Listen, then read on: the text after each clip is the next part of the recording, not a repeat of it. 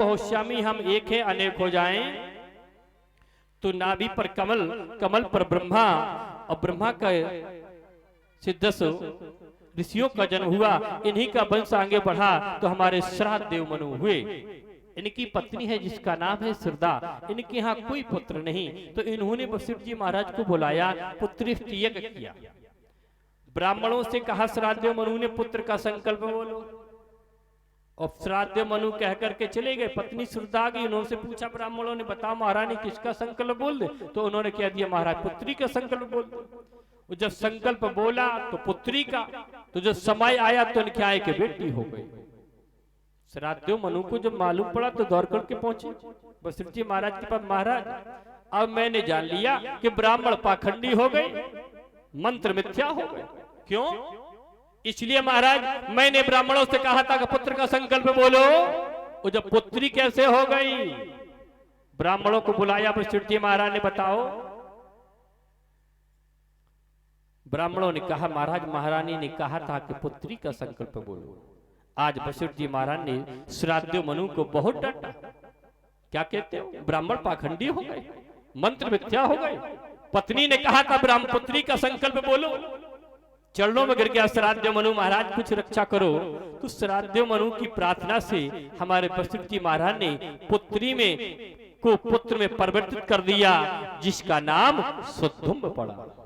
धीरे धीरे सुद्धुम जब बड़ा हुआ तो शिकार खेलने के लिए जा रहा है कि एकदा धन्युर्धुम्मो विचरण मृग्याम बने।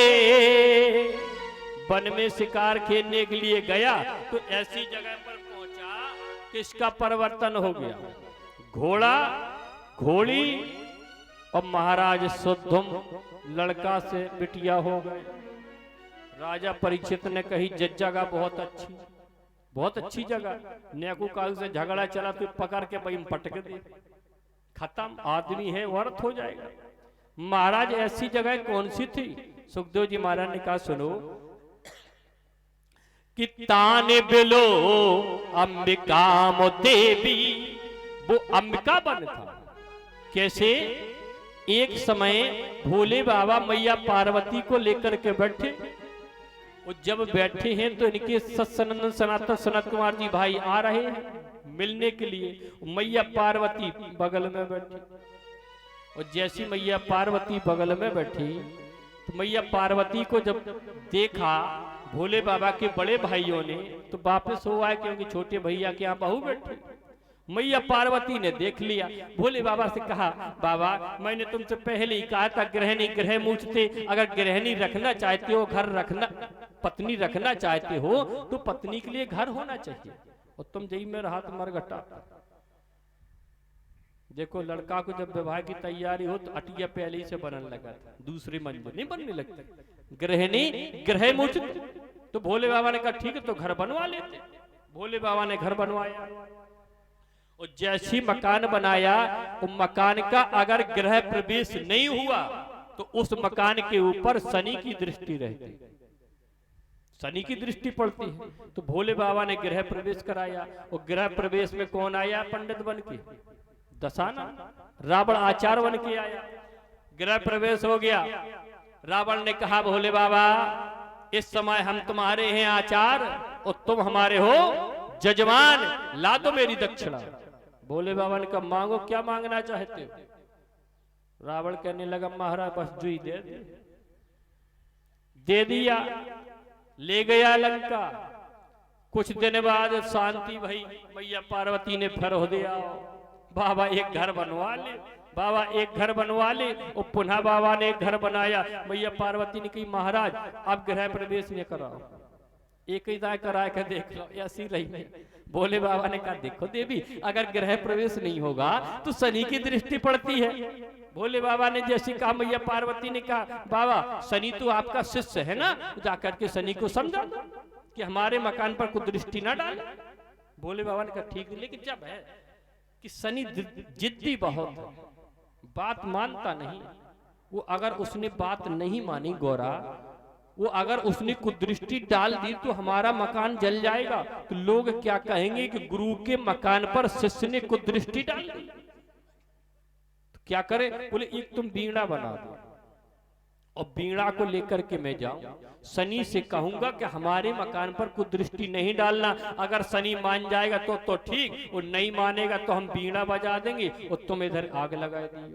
तो जब तो को नहीं के गुरु को घर चेला ने जलाए दो, जा से तू बच जाएंगे। मैया पार्वती बोली ठीक, बीड़ा बना दिया।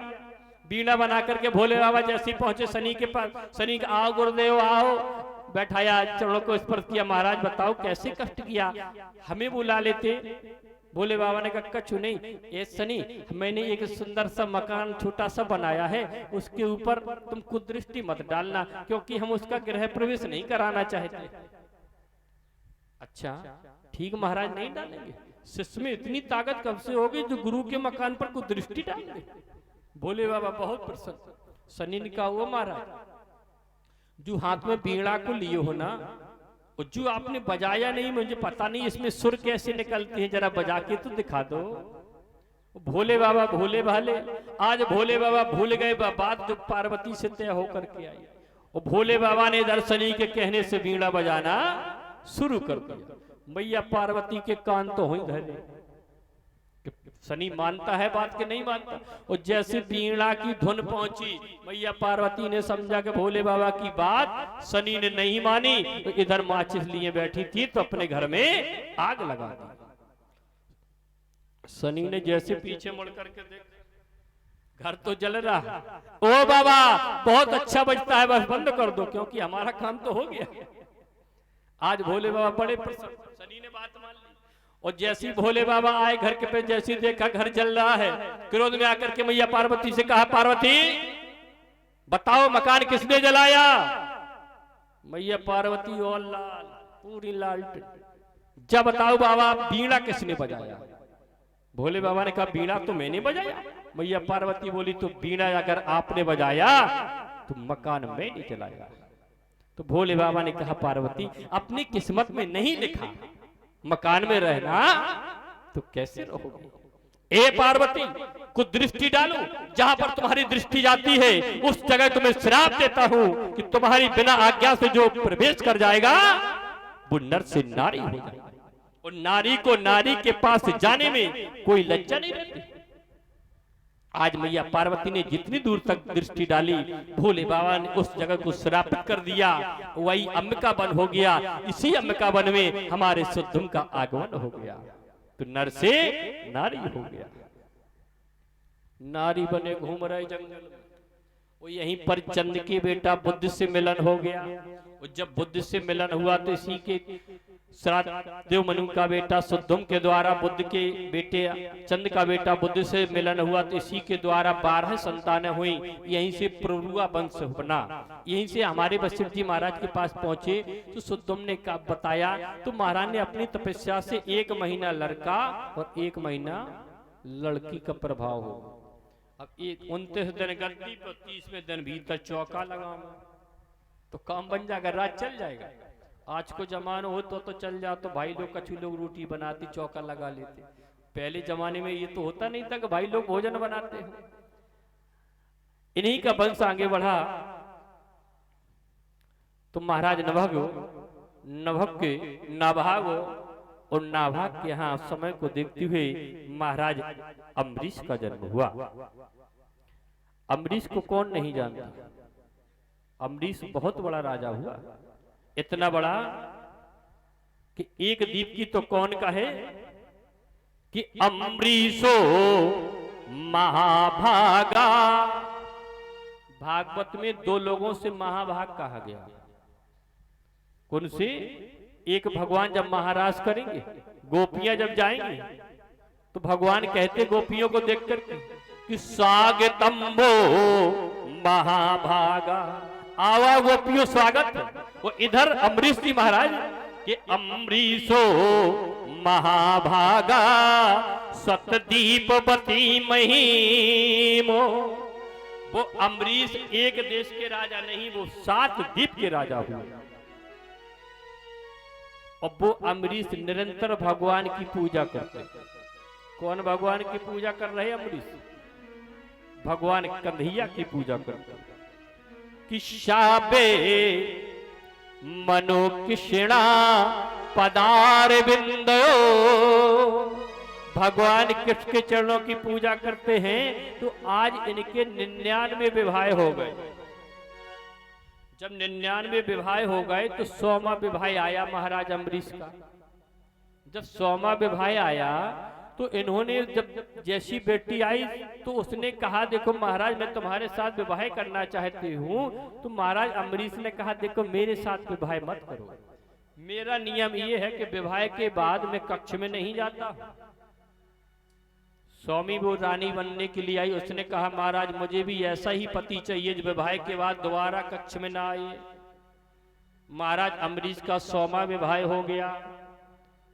एक दिन क्या होता, महाराज अम्बरीश निरंतर भगवान की सेवा करते, सेवक से झाड़ू पोंछा नहीं लगाते, मंदिर में स्वयं लगाते।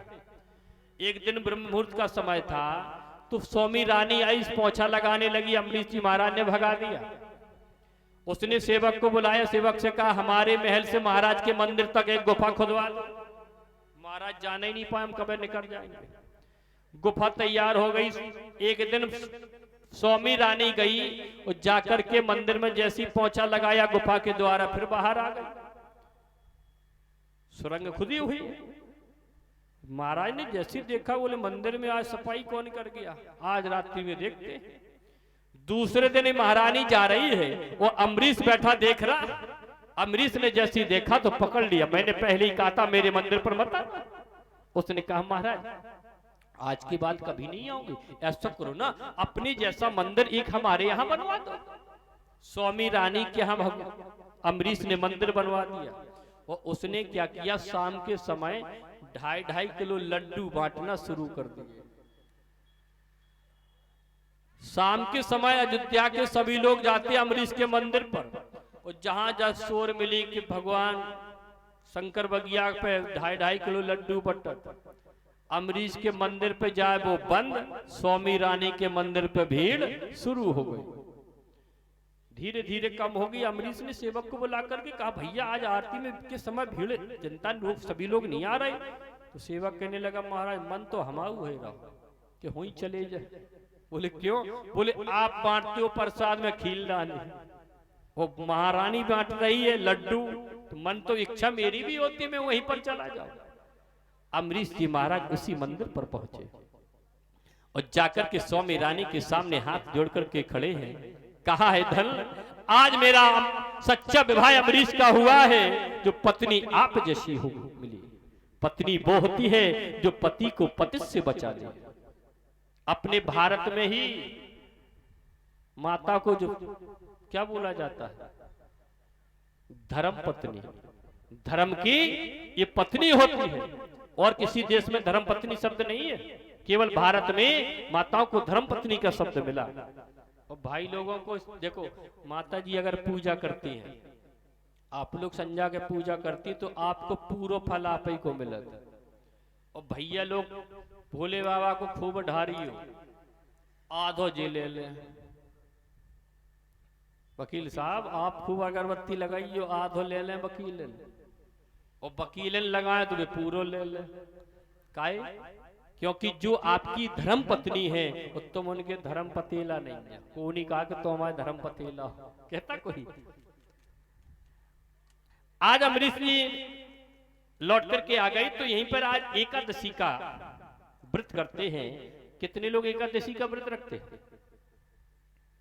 एकादशी के व्रत में बहुत शक्ति होती है, आगे बताएंगे हम उनकी अम्बरीश हरिश्चंद्र की कथा में कि वृत्तांते कार्तिके मासी, कार्तिक का महीना है, कार्तिक के वृत्तांते कार्तिके मासी, कार्तिक की एकादशी का व्रत चल रहा था। यहीं पर दुर्वासा ऋषि आ गए तो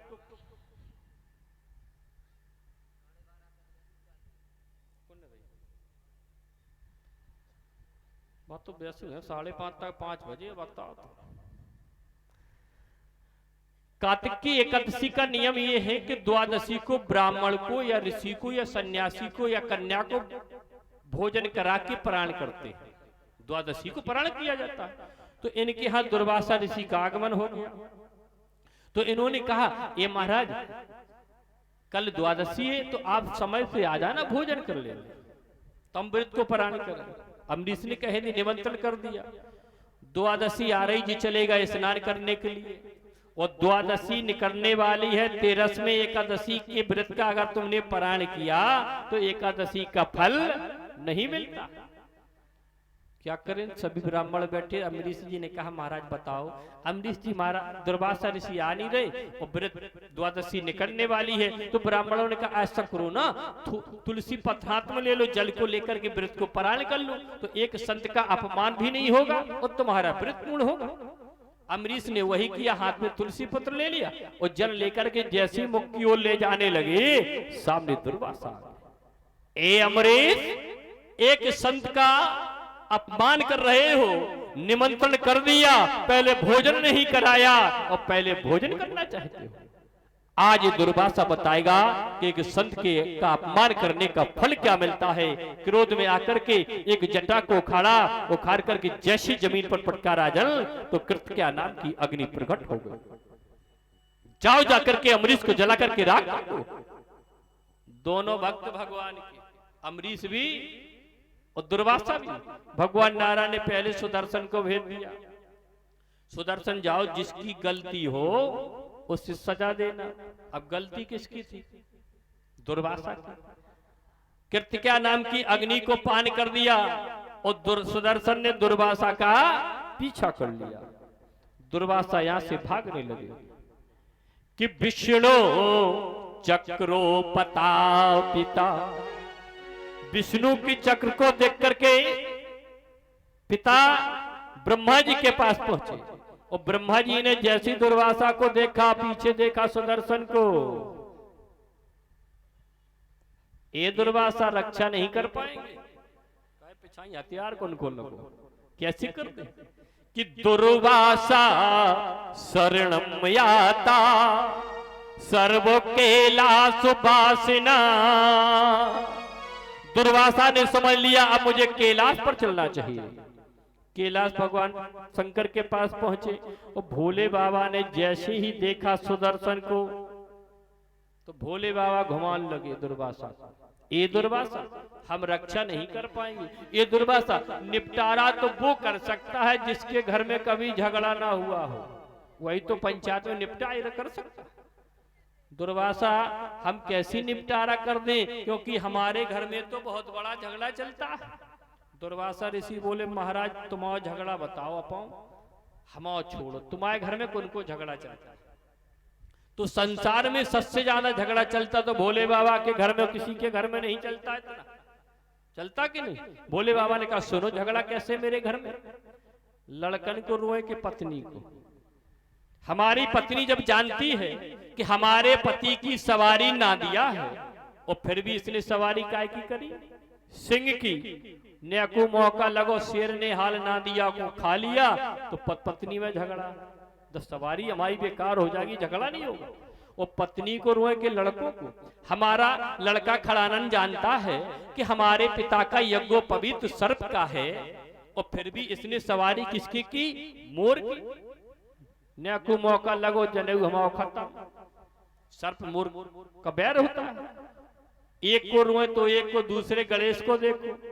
जब ये जानता है मेरे पिता का यज्ञोपवीत सर्प का है, फिर भी इसने सवारी किसकी करी? चूहे की। नेकू मौका लगो, चूहा खत्म, बाप बेटा में उठा पटकी, नहीं हो जाएगी। दुर्वासा ऋषि कहने लगे महाराज जब बताओ तो कंट्रोल कैसे करें, जब इतना झगड़ा है फिर भी आपके घर में शांति बनी रहती है। भोले बाबा ने कहा जा पूछो कैसे रहती है। सुनो, घर का मुखिया अच्छा होना चाहिए, परिवार में कभी झगड़ा हो नहीं सकता। ये दुर्वासा कंट्रोल इसलिए है, जैसे नादिया कभी बिगड़ जाता है तो नादिया को धमकाने के लिए हम शेर रखें, वो दम नहीं हाल बंद हो इंतजाम हो जाए, डराने के लिए शेर रखें।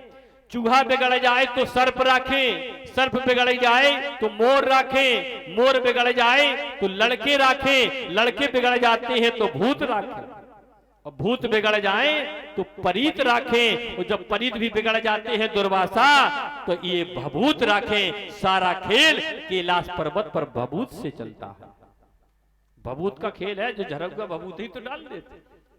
आज दुर्वासा मैं तुम्हारी रक्षा नहीं कर सकता, कि ततो निराशो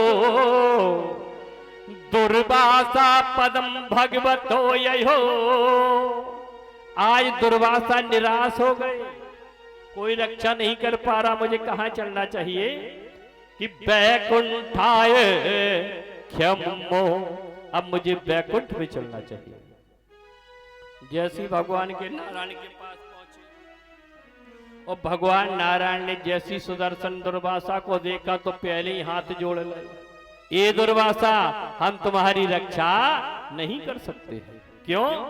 कि अहिम भक्तो पराधीनो, ये दुर्वासा मैं तो भक्त के अधीन हूँ, भक्त जैसा चाहता है नारायण वैसा करता है। दुर्वासा हम तुम्हारी रक्षा नहीं कर सकते।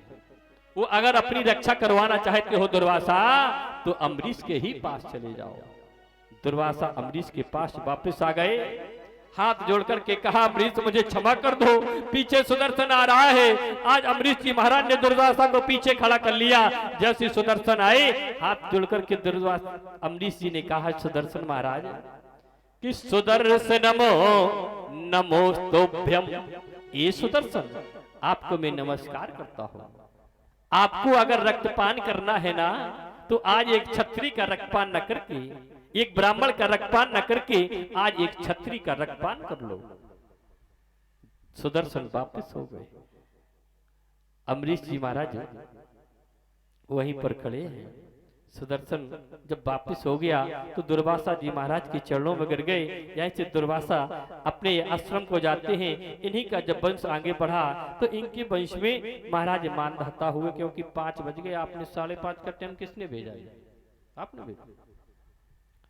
देखो एक बात है, वकील साहब बुरा ना लगे, 12 साढ़े 12 से 5:30 का टाइम है, तो हम लोग आ जाएंगे 12:30 से 5:30 तक। लेकिन आप लोग तो बैठो तो अच्छो लगे कि पंडित की थोड़ को जितना सनो जिसासो जिस संगो जितेंद्रिय, पंडित ही नियम करे। आपने तो हाथ उठाए तो कल से ड्यूटी पूरी हो आपकी। नहीं देखो, जितना आपसे समय हो उतने समय से आ जाए। हरिश्चंद्र की कथा को लेकर के चलते हैं। इनका वंश जब आगे बढ़ा तो इनके वंश में महाराज त्रिशंकु हुए। त्रिशंकु का बेटा हुआ जिसका नाम है हरिश्चंद्र। हरिश्चंद्र सभी लोग जानते हैं, वही सत्यवादी हरिश्चंद्र, वही तो हुए सत्यवादी हरिश्चंद्र।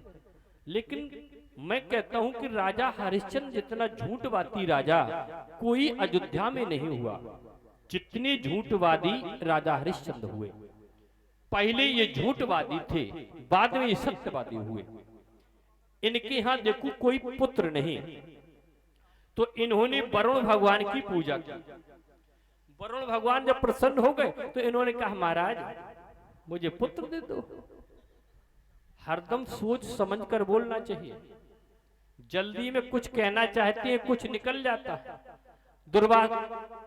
हरिश्चंद्र ने जैसे पूजन किया, वरुण जी ने कहा पुत्र होगा, क्या करोगे? तो इन्होंने कह दिया, महाराज उसी पुत्र की मैं बलि दे दूंगा। अब लड़का मिले का फायदा, कुछ मिलेगा? पुत्र तो हुआ और कह दिया उसी पुत्र की बलि दे दूंगा। जैसे समय आया, इनकी पत्नी तारा है, तारा के द्वारा जैसे पुत्र उत्पन्न हुआ, वरुण जी आ गई, ए राजन मेरा पूजन करो। राजा हरिश्चंद्र ने कहा, महाराज मैं अभी नहीं कर सकता। क्यों? अभी मेरे यहाँ सूतक चल रहा है, सूतक में किया नहीं जाता। अच्छा, सूतक समाप्त हो गया, पुनः आ गए, ए राजा हरिश्चंद्र मेरा पूजन करो। महाराज मैं अभी नहीं कर सकता हूँ, क्योंकि अभी मेरा बेटा संस्कार ही नहीं, नामकरण संस्कार नहीं हुआ, मैं कैसे पूजन कर दूं? नाम रखा गया, रोहित नाम हो गया बेटे का। जब नाम हो गया, पुनः आ गई, राजन मेरा पूजा करो। महाराज मैं नहीं कर सकता हूँ। क्यों? बोले इसलिए अभी मेरा पुत्र अंगहीन है, अब उसके दांत नहीं निकले। दांत निकल आए, राजन मेरा पूजन करो। महाराज नहीं कर सकता हूँ, संस्कार ही नहीं, यज्ञोपवी संस्कार नहीं हुआ। कहने का तात्पर्य झूठ पर झूठ बोलो। वरुण जी ने कहा, राजा हरिश्चंद्र तुम मेरा पूजन नहीं कर रहे हो, बार बार मुझे परेशान करते हो, ये वरुण तुझे श्राप देता है। राजा हरिश्चंद्र जाओ, तुझे जलोदर रोग हो जाए, जलोदर रोग जानते हो क्या होता?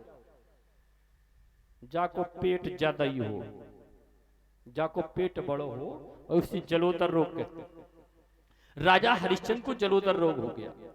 रोहतास गया, वशिष्ठ जी से पूछा महाराज मेरे पिता का रोग कैसे ठीक हो? तो इन्होंने कहा जाओ तीर्थों में भ्रमण करो। जब तक रोहतास तीर्थों में रहता पिता का रोग ठीक रहता, और जैसे घर वापस आ जाए पुनः रोग। तो रोहतास ने कहा गुरुदेव ऐसे कब तक चलता रहेगा, घर में तो आना पड़ेगा, क्या करें?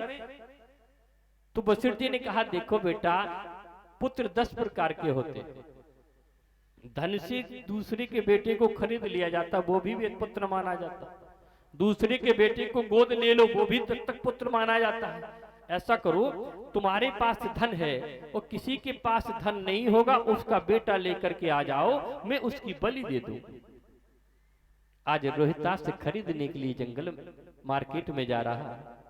मार्केट में जैसे पहुंचा राजन तो 5 प्राणी बैठे हुए हैं, माता पिता 3 बेटे हैं। गरीबी बहुत बुरी होती है, मौत अच्छी है, मौत एक बार आती है, गरीबी बार बार सताती है। वो अपने यहाँ अगर गरीबी है तो किसी खास पार्टी में भी जाना लोग पसंद नहीं करते हैं। आज इनके यहाँ इतनी गरीबी है, दोनों ब्राह्मणों ने विचार किया मैं जाऊंगी मार्केट में, जाकर के अपने एक पुत्र को बेच दूंगी और जो भी धन मिलेगा उससे अपना भरण पोषण भी करूंगी।